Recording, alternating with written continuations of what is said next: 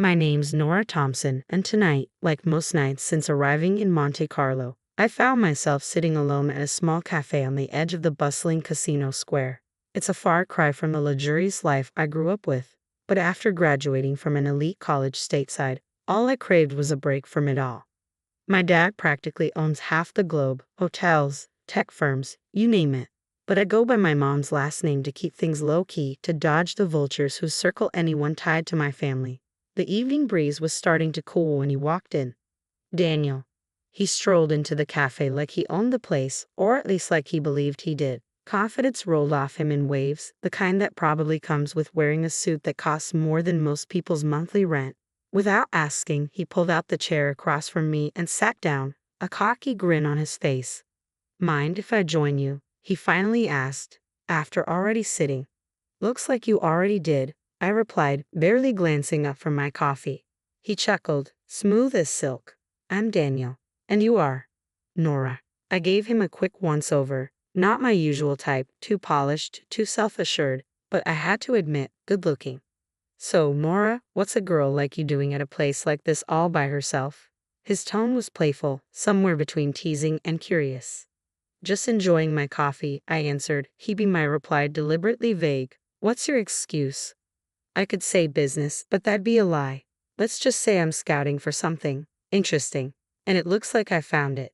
His gaze held steady, and I couldn't tell if I was amused or annoyed by his persistence. I raised an eyebrow. "Well, I hope the coffee meets your expectations." Daniel grinned. "Something tells me it already has." I wasn't here to make friends or find a fling. I leaned back, ready to shut this down. "If you're running some kind of game, you're wasting your time. I don't fall for lines." His voice lowered slightly, a flicker of intrigue in his expression. "Who says I'm playing a game?" "Experience," I shot back. "You sit down uninvited, drop a line, and expect—" "What? A phone number? A date?" He leaned back, clearly entertained. "Tough. I like that, but no, I'm not fishing for a number. Just conversation. If it's too much, say the word, and I'll disappear." I studied him for a moment. Monte Carlo was stunning, but also lonely. A little conversation wouldn't hurt. "Fine," I said. "We can talk, but keep it light." To my surprise, the conversation flowed easily. He didn't pry, and I didn't feel the need to share anything personal. As the night deepened, I realized I was enjoying his company more than I expected. Daniel wasn't like the guys who tried to dazzle me with their wallets or family connections. He had the air of someone familiar with luxury but not defined by it. Eventually, it was time to leave. I stood, brushing off the cool night air. "Well, Daniel, this was unexpectedly pleasant." He gave me a slow grin. "Surprised yourself, huh?" "Maybe just a little. Good night, Daniel." As I walked back to my apartment, his words echoed in my mind. Monte Carlo was full of surprises, and perhaps tonight I had stumbled upon one. After that first encounter, my nights in Monte Carlo felt a little less solitary. Daniel had a knack for showing up wherever I was. Whether I was wandering the markets during the day or having a quiet dinner on my own, he'd always find me. Surprisingly, I didn't mind. He wasn't overbearing, just there. Persistent but never pushy, as if being around me was where he genuinely wanted to be. One evening, as I sat on a terrace watching the sun slip below the horizon, Daniel appeared once again, 2 coffees in hand. Without a word, he took a seat beside me, passing one of the cups over. I glanced at him, amused, assuming I wanted coffee. He gave me a lazy grin. I figured it was a safe bet. And somehow, it was. I teased, raising an eyebrow as he handed me a cup. "If I'm wrong, I'll drink both," he said with a grin. "Good guess, then," I replied, accepting the coffee. We sat in comfortable silence for a while, the rhythmic sound of waves filling the gaps between us. It felt strangely natural, as if words weren't necessary. "You never told me what you do back in the States." Daniel finally broke the quiet, his voice low and easy. I shrugged. "Didn't think it mattered. I work. Right now, I'm just enjoying not working." "Fair enough." He chuckled, his smile soft in the fading light. "But everyone's got a story, don't you think?" Over the next few days, we slipped into a comfortable rhythm. Daniel took me to parts of Monte Carlo I hadn't explored, hidden gardens, quaint little shops, and quiet beaches that tourists rarely found. We talked about everything and nothing: movies, books, favorite foods. He had a ridiculous passion for defending Daniel Craig as the best James Bond, while I was all about Sean Connery and the classics. One afternoon, as we walked along the beach, Daniel suddenly stopped and turned to me. There was a seriousness in his gaze I hadn't seen before. "Nora, I know I'm just some guy you met at a cafe, but these past few weeks, I don't know. It's been different. Better, because of you." I stopped too, caught off guard. Feelings were the last thing I'd planned on dealing with here. "Daniel, I like hanging out with you, I really do.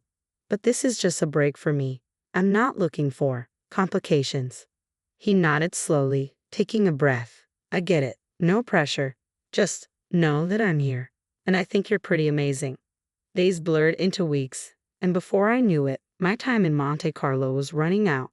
Daniel and I started spending more time together, and what began as casual conversations evolved into late-night dinners and early morning breakfasts. It was the last thing I expected, falling for someone under the Mediterranean stars.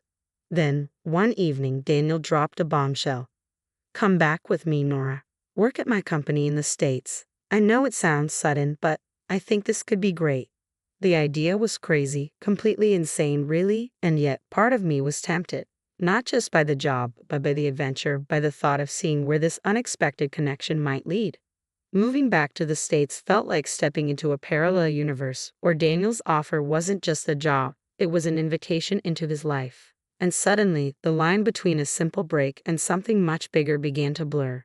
I was living in an ordinary apartment in an ordinary part of town, trying to blend in, playing the role of an ordinary girl who had just happened to luck out. But my father, he had different ideas about ordinary. He showed up one afternoon, completely unannounced, just as I was unpacking the last of my boxes. His booming laughter filled my small living room, the sound making the space seem even smaller. He stood in the doorway, larger than life, his presence impossible to ignore. "Nora, hiding out in plain sight, huh?" He chuckled, pulling me into a hug that almost knocked the air out of me. His grip was strong, just like his personality. "So, tell me about this decision," he said, giving me that knowing look, his voice light but probing. "This guy must be something special for you to up and move like this." I sighed, sitting down on the couch, trying to brace myself for the inevitable fatherly interrogation. "His name's Daniel. He's different, Dad. He doesn't know about all this," I said, gesturing vaguely around, meaning the wealth, the name, the complications that came with being my father's daughter. Dad sat down next to me, his face now serious. "Nora, you know you can't keep that a secret forever. If he's going to be part of your life, he should know who you really are." "I know, Dad. I want to be sure about him before I complicate things." He ruffled my hair just like he used to when I was a kid, a small smile breaking through his usual sternness. "Always looking out for you, kiddo. Just remember, if you need anything, I'm just a call away. And you know, I've got eyes everywhere." He winked, but there was an edge to his words that only a father with this kind of power could deliver. The next few weeks were a whirlwind, adjusting to my new job, my new life. Daniel was a constant, as supportive and charming as ever. But there was something different about him now, an edge that came with his own responsibilities.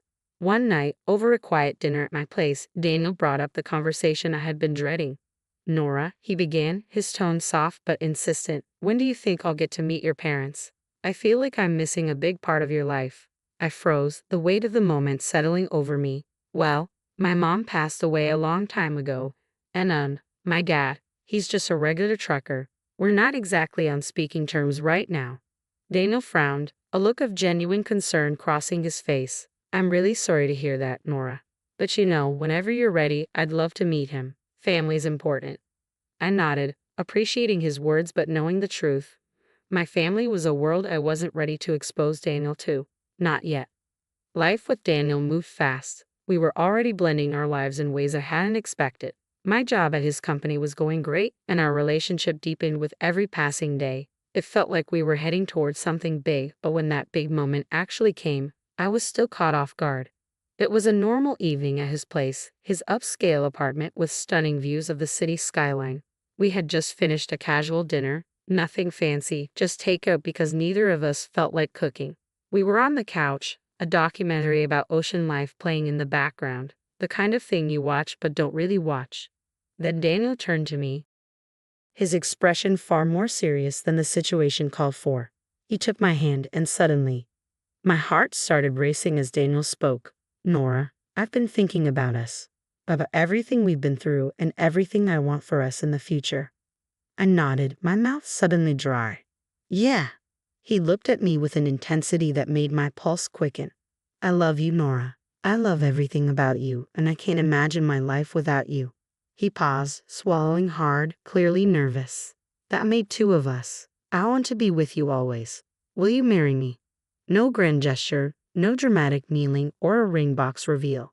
Just Daniel, direct, honest, and so very him. It was simple, genuine, and all I ever needed.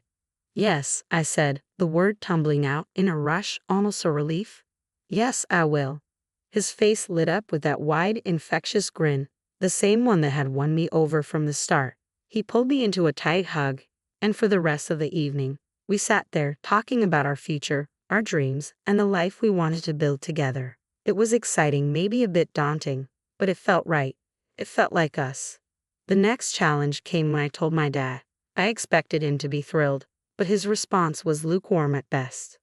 Nora, you know I want nothing but your happiness, but are you sure about this?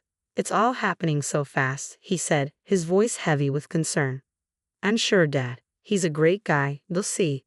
I tried to sound more confident than I felt. He sighed, rubbing his forehead. All right, but promise me you'll sign a prenup, just to be safe. The word didn't scare me. It was just another part of the modern marriage package, especially when you had as much at stake as I did, even if Daniel didn't know the full extent of it. Of course, Dad. We'll handle it. Good, he said, nodding. And Nora, I won't be at the wedding. I don't want to spoil your story about being a simple girl. I knew he was protecting my privacy, but the thought of him not being there stung. Still, I understood. Then came the introduction to Daniel's mother, and it was far from warm. Her icy reception was palpable from the moment I stepped into their family home. Throughout dinner, she scrutinized me with a look that could freeze the room. Daniel, are you sure about this girl? She doesn't seem like a fit for our family, she said bluntly, her tone as cold as her gaze. Daniel tried to smooth things over, but his mother was relentless. A prenuptial agreement is non-negotiable, she insisted. I agreed without hesitation, knowing it would ease some tension. Absolutely, I wouldn't have it any other way, I said as we later formalized the terms with a lawyer present. Despite these hurdles, our wedding in the Maldives was breathtaking. Standing beside Daniel with the ocean whispering behind us and the sand beneath our feet, I felt a surge of hope. It was just us. Our love and a future we were ready to shape together. The rocky start with family expectations was behind us, and married life began even better than I could have imagined. We settled into our new home, a beautiful place with more space than we could ever need. It was supposed to be the start of our perfect life together. I threw myself back into work, determined to prove that I was more than just the boss's wife. My role at the company had always been challenging, but now there was an added layer of expectations, and I was ready to face them. I was not only managing projects but also playing a key role in decision-making processes. At first, Daniel seemed proud. In meetings, he'd introduce me with a hint of pride in his voice. This is Nora, my wife and our project lead. But as the months went by and the projects under my leadership started generating significant profits and boosting the company's profile, something shifted in Daniel. It was subtle at first. A comment here, a slight remark there. One evening over dinner, he finally brought it up. You're doing great at work. Too great, maybe. I looked up from my plate, confused. What do you mean, too great? Isn't that good for the company? He sighed, pushing his food around with his fork. It is, but, the guys are starting to say it's becoming the Nora show over there. His words stung. I tried to keep my voice steady. Isn't that a bit unfair? I thought you'd be happy we're doing well. I am happy, he said, though his voice was tinged with frustration. It's a lot. Everyone's always talking about you, about how you handle things. Makes me wonder where I stand. That conversation was the first of many. The more the business grew, the more strain it seemed to put on our relationship. Daniel's initial support started to feel like thinly veiled resentment. I couldn't understand it. He was the one who had encouraged me to step up in the first place. So why now, when I was succeeding, did it feel like everything was falling apart? Things took a turn for the worse when his mother came to stay with us for a few weeks. She brought with her a set of old-world, traditional expectations that I had always tried to avoid. "You're always at the office, Nora. When do you have time to take care of your husband?" she would say in passing, her voice thick with judgment. I did my best to shrug off her remarks, telling myself it wasn't worth the fight. But every comment she made seemed to widen the growing rift between Daniel and me. No matter how much success I found at work, it seemed it only deepened the cracks in our marriage. The breaking point came one evening when Daniel walked through the door, his expression grim. "Nora," he said, his voice heavy, "I think it's best if you leave the company. We need to focus on our family, and it feels like your role there is causing too much tension." I stared at him, disbelief and anger rising in my chest. "Leave the company? Why? I've been contributing so much." "It's for the best," he said flatly. "You can focus on the house. Maybe start that garden you've always talked about." His tone was dismissive, as if he were making an insignificant decision, not dismantling my career. The next day, I came home to an empty house. All the staff, housekeepers, cooks, and gardeners, were gone. "I let them go," Daniel said, not even looking up from his phone. "You want to be more involved at home, right? Here's your chance." His voice was cold, almost cruel, and in that moment, I realized the life we built together was no longer what it seemed. I wasn't afraid of housework, but the way this responsibility was thrust upon me felt wrong. This wasn't the caring, supportive man I had married. This was someone intolerant and controlling. With his mother staying with us, the situation became even more unbearable. She would smirk whenever Daniel discussed my new role as a full-time housewife, often saying, "It's good for a wife to focus on her home." As I adjusted to this unexpected twist in my life, shame crept in, shame that I hadn't seen this coming, and shame that I had to admit my father might have been right about Daniel. When Daniel suggested a trip to Monte Carlo to reignite the spark in our marriage, I felt a glimmer of hope, but that hope evaporated quickly when his mother announced she would join us. "It's been ages since I've traveled," she declared, her tone leaving no room for disagreement. Daniel welcomed her with open arms, completely disregarding my feelings. We rented a charming but costly little house in Monte Carlo, which quickly felt more like a prison than a getaway. Daniel and his mother treated the city as their personal playground, renting luxurious cars, shopping at exclusive boutiques, and dining at the finest restaurants while I was left to manage the household. They expected home-cooked meals, reducing me to little more than a servant in what was supposed to be a holiday retreat. As the days wore on, Daniel's mother's comments grew sharper, her disdain evident. "Nora, living at someone else's expense must be quite the life, huh?" she sneered, her words a thinly veiled insult. Daniel just laughed, his laughter cutting deeper than any wound. I felt utterly isolated, the beauty of the city overshadowed by their contempt. One evening, as we passed a grand old-style hotel, his mother expressed her envy. "Lucky billionaire Harris. Imagine ruling over a palace like that." At a restaurant that overlooked the sea, my patience finally shattered. When she waved the waiter over with an imperious flick of her wrist and ordered for me, "The cheapest dish will do. No need to spoil her with extravagances she doesn't deserve." I felt humiliation wash over me like the waves crashing on the rocks below. Rising from my chair, I faced them both, my voice steady and louder than I intended. "I will not tolerate this any longer. I'm divorcing you, Daniel." The cold air of Monte Carlo felt warm compared to the chill of betrayal. Instead of rushing to apologize, they followed me out, hurling insults. "Look at her, a beggar unworthy of my son," my mother-in-law called after me. My heart raced as I quickened my pace, but Daniel caught up and yanked my purse from my shoulder, his fingers clenching it tightly. "This is my money, Nora. Go on, get out on all fours if you have to," he spat, his voice dripping with contempt. I stood there, stunned and alone, while his mother laughed cruelly. "Maybe now you'll learn to beg in Monte Carlo since that's all you're good for." As their laughter echoed down the street, fate intervened. We were near that grand hotel, the one Daniel's mother had envied. She sneered, "Maybe they'll let you in as a beggar." Just then, the gates swung open, and a guard approached, recognition lighting up his face. "Miss Harris," he called warmly, walking over with a respectful salute. The atmosphere shifted dramatically. Daniel and his mother fell silent, confusion replacing their smug satisfaction. "Your father told us you might come by. Please, this way. The best room is always reserved for you."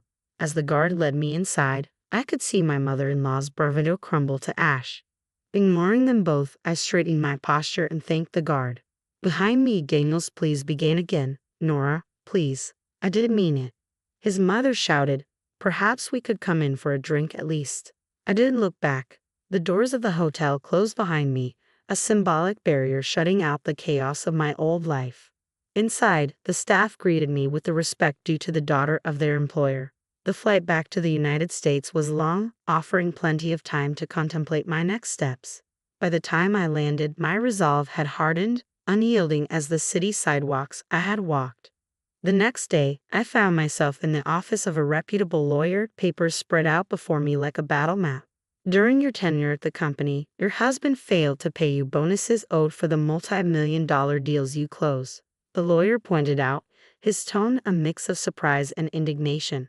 We're suing for $3 million. The courtroom felt cold and sterile, a stark contrast to the heated glares Daniel shot across the room as he fumbled through his defense. The man I once loved looked utterly pathetic. When the verdict came, a resounding victory awarding me $3 million, Daniel's face crumpled in disbelief. Outside the courthouse, he made one last plea. Nora, everyone's laughing at me. I messed up. Can we start over? His words once tugged at my heartstrings, but that time had passed. You only missed the money, Daniel. Maybe listen less to your mother next time, I replied, the edge in my voice cutting through the crisp air as I turned and walked away. Returning home, I faced my father. The air between us was thick with unspoken words until I broke the silence. Dad, I should have listened to you. He wrapped me in a warm, forgiving embrace. You had to learn on your own. Now you know, and knowing is half the battle. We talked late into the night about life, mistakes, and new beginnings. His advice became a guiding light as I navigated my future. Inspired by our conversation, I began laying the groundwork for my next venture. My experience at Daniel's company had honed my skills and ignited a passion I couldn't deny. I decided to open my own investment firm. With my expertise and the hefty settlement I had received, I had the resources to create something meaningful, something that was entirely mine. Weeks turned into months as I built my business from the ground up. The challenges were daunting, but every setback taught me a lesson, and every success confirmed that I was on the right path. Sitting in my new office overlooking the bustling streets below, I realized how far I had come, from a disillusioned wife in a loveless marriage to a competent business owner. The journey had been fraught with hurdles, but each one had made me stronger.